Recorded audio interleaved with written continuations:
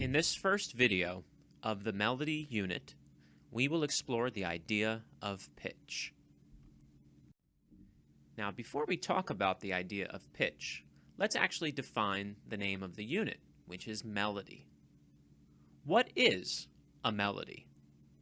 Let me play for you an example.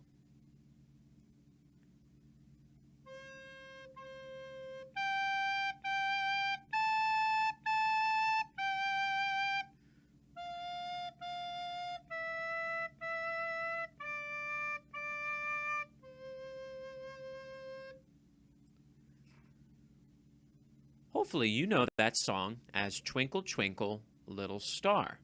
And the reason that you were able to identify that song is because you know the melody. Melody is simply defined as the memorable tune of music. To make a melody, we have to use the second word here, which is pitch.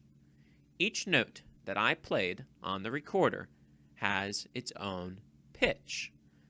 Pitch is defined as the specific sound or frequency, meaning how high or how low a sound is.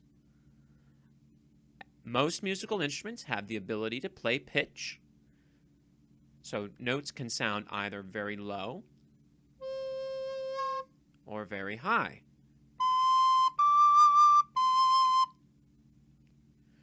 Another way that we can show how high or how low a sound is by placing it on the musical staff.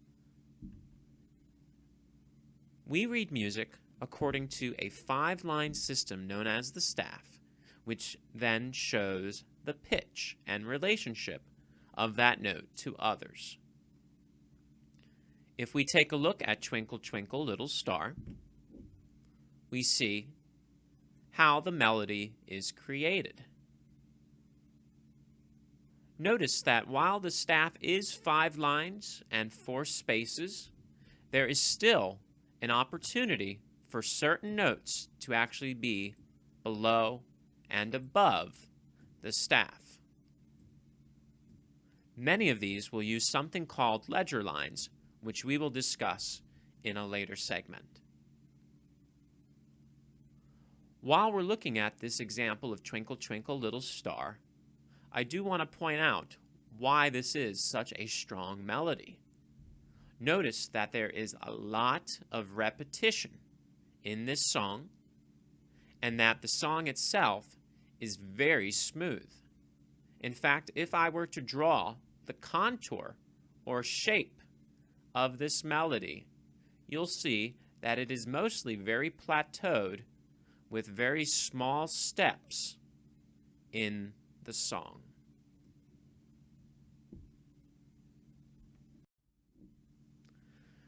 Going back to the staff, it is very easy to write and read it.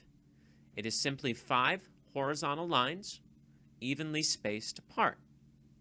When we talk about the staff, please understand that we always read from the bottom going up. And that is true for the notes that are on the lines and the notes that are on the spaces.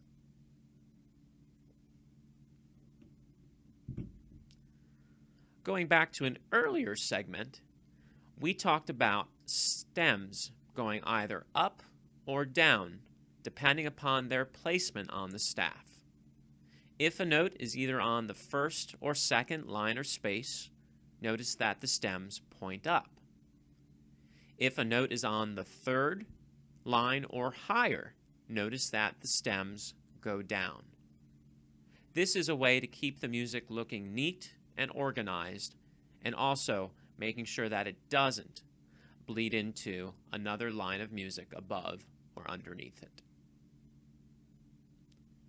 In our next lesson, we will learn about the concept of clefs and applying the musical alphabet to these notes.